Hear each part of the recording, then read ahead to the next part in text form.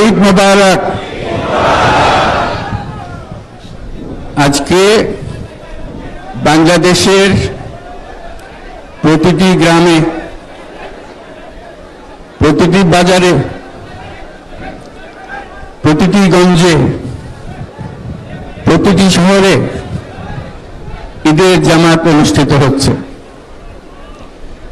আমরা জাতির পক্ষ থেকে জামাতে যারা যেখানে শরীক হয়েছেন তাদেরকে ঈদ মোবারক জানাচ্ছি। একটু জোরে বলেন, তারা যেন সবাই শুনতে পায়। যারা ঈদের জামাতে শরীক হবার সুযোগ পাননি তাদেরকেও আমরা ঈদ মোবারক জানাচ্ছি, সেটাও জোরে ঈদ মোবারক দেন। আমাদের মা বোনেরা, মহিলারা যারা ঘরে আছেন তাদেরকেও আমরা জাতির পক্ষ থেকে ঈদ মোবারক জানাচ্ছি। আমাদের প্রবাসী শ্রমিকরা যারা বিদেশে আছে,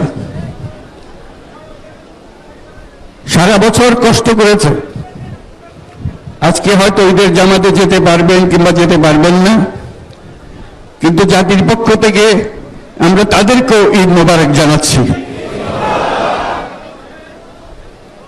যারা বাংলাদেশিরা আছেন পৃথিবীর বিভিন্ন দেশে,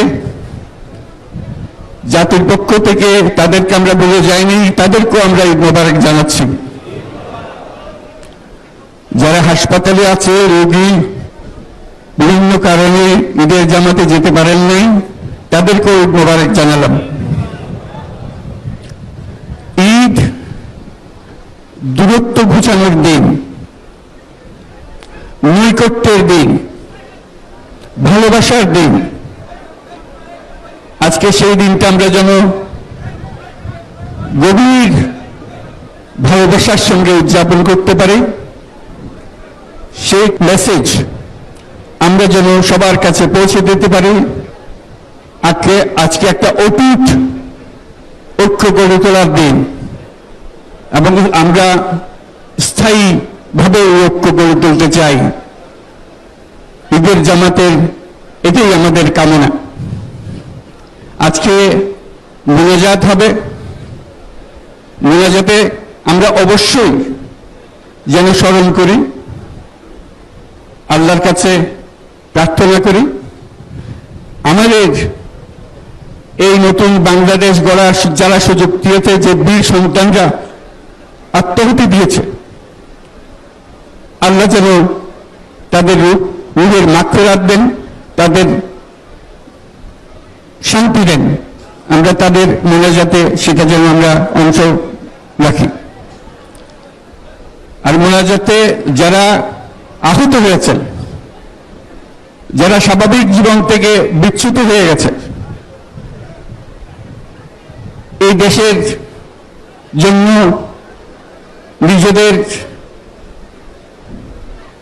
স্বাভাবিক জীবন ত্যাগ করতে যারা বাধ্য হয়েছে, তাদের স্বাভাবিক জীবন যাপনের ক্ষমতা দেওয়ার জন্য, রোগমুক্তির জন্য আল্লাহর কাছে যেন আমরা প্রার্থনা করি।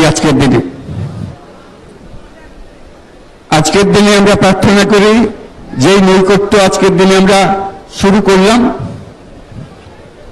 এই নৈকট্য এবং এই ঐক্য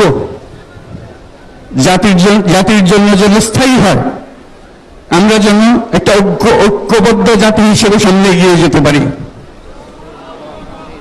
যারা আত্মত্যাগ করেছেন,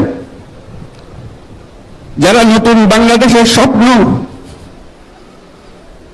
বাস্তবায়ন করার জন্য নিজের আত্মাহুতি দিয়েছেন, বেঁচে থাকলেও স্বাভাবিক জীবন যাপন করতে পারছেন না, তাদের স্মরণে আমরা যেন মোনাজাত করি আল্লাহর কাছে। আমরা অবশ্যই সেই স্বপ্ন বাস্তবায়ন করব।